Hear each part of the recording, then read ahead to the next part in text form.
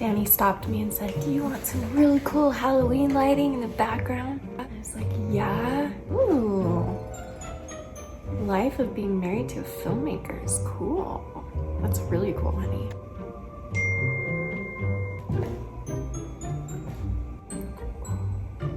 It looks cool.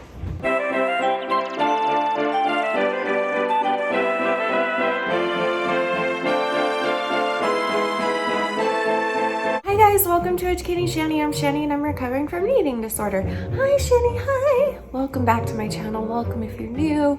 Tis the Halloween season, tis upon us, and the background of the Halloween of the over-decorated Shani style room with the purple lights that Danny added because it's actually really cool and I love it and I'm obsessed with it. So welcome, happy October, happy Halloween, happy everything. So I wanted to share with you a really big breakthrough that I had in therapy and kind of how it has helped me. I'm really nervous to share this just because I know that some people are going to take it and run with it and twist it and, you know, just kind of like whatever, but I'm just doing my best and I'm going to keep doing my best and doing videos that I think will be either enjoyable or helpful to somebody, and then that's what I'm gonna do. I'm sure I put in the title somewhere the word toxic or whatever, and I just want to make it very clear that I don't think that I'm a toxic person, even though a lot of people think I am, or some people, actually just like a few people, and that's fine. I'm learning to be okay with that, and I'm learning my lessons a lot lately, and you know, I signed up to put my life on the internet, and you know, not everyone's gonna like me, and that's okay, and that's a hard thing for me because my whole life it's been my mission to make others happy and to make other people feel good. But I'm really learning through therapy. It's what's been holding me back is trying to impress everybody and do everything perfectly, and that's just not gonna happen. So I think it would be helpful for you to hear this huge breakthrough that I had. So let's just get into it. My therapist told me that she was evaluating me and we were talking about stuff, and she was saying that perhaps and most likely I subconsciously, this isn't something I've been consciously doing, it's a subconscious thing, but now that it is conscious, I'm working on it, is that because I grew up around a lot of toxicity, I grew up in a household where I was being abused and bullied and neglected, not by everyone in my family, just one person. And that's all I knew. Like, that's all I knew my whole life was that, like, or my whole childhood anyway, that's all I knew. And when your brain is developing as a child, it's the most crucial time of your life because whatever you learn as a child will stick forever. And so for me, she talked about homeostasis, which is like, here, I'm going to put the definition of it here. But the way she linked it to me was that I got so used to growing up in a toxic environment that subconsciously I create a toxic environment for myself. It doesn't necessarily mean I'm a toxic person, even though sometimes I'm sure I am because I'm not perfect. We all do toxic things sometimes, but also because I allow toxicity into my life. So like, for an example, with Diet Cokehead, like she and I we're just never gonna be each other's people, you know, we're just never gonna get along. And yet I keep trying with her and keep trying to be nice to her and keep trying to extend an olive branch to her, but she just keeps like just talking about me in such a kind of like negative way. And I'm just like, why am I spending so much time trying to impress a person that I'm never gonna impress, that's never gonna like me?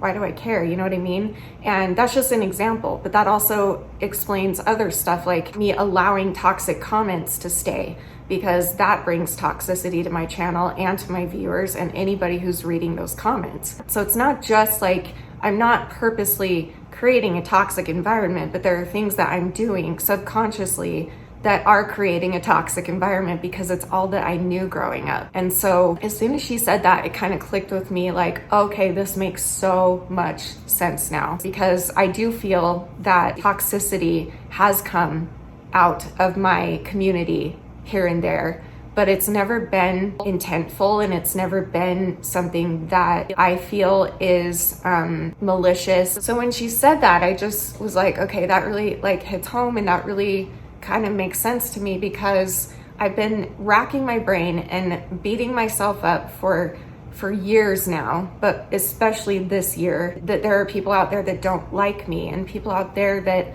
make subreddits about me and that leave comments about me where some of them are very, I want to make clear, very helpful, very sweet, very constructive, thank you. But some are not. Some are mean and some are harsh, and I doubt that they would say some of those things to my face, you know? I'm trying to learn that their opinion doesn't matter and it can't matter, because if it does, then it's gonna keep me sick forever and it's gonna keep me away from YouTube. So I had to decide, I had to sit down, okay, am I willing to do my best to change the toxic environment that I've created on YouTube, on Instagram, wherever I feel it is rolled over into my marriage, relationships, family, all that stuff? Am I willing to change the environment, or am I just gonna stay stuck like this and keep on failing and keep on setting myself up for failure subconsciously? Now that I'm conscious of it, obviously I'm choosing that I would like to work through this and I would like to change this. And so I'm going to do my best to try and change that. And I had to make the decision for now. I will not be sharing anything negatively personal about myself. I will share positive things with you. I'll share with you things that I'm learning in my recovery. I will give you eating disorder updates and things like that, but I'm not going to share super private information anymore, just for a little bit when it comes to my struggles. And I'm just curious to see like what that would do for me and my channel, and maybe get me to focus on other things that are less toxic, or you know, because again, I'm not meaning to do this, but it makes perfect sense that I am doing it. And so if you feel that there's a lot of toxicity around you, and people have told you that you're toxic and you don't know why, like maybe stop and think, because it really hit me hard when she was like, well, you grew up in a toxic environment when your brain was developing, which means that it stuck with you forever. And even though it wasn't pleasant, it was your comfort because it's all that you knew. And so you spent the rest of your life after you got out of that situation being stuck in that situation because you subconsciously create the same scenarios in your life. And I was like, oh, that's so freaking true. Wow. I would really like to just start focusing on positive things in my recovery and sharing those things with you, and trying to ignore, I guess, the negativity and the people who, again, I love constructive criticism. That's not what I'm talking about. And if your comment has ever gotten deleted and you feel it was constructive, keep in mind that YouTube also deletes comments, and there's a thing you can do in YouTube Studio where you choose what comments are allowed, and there's an option for you to choose to hold possibly inappropriate comments or something like that. And so I know that YouTube also does sometimes delete things that shouldn't be deleted. My moderators know exactly what I would like them to delete and what I would not like them to delete. So please don't be mad at them for it.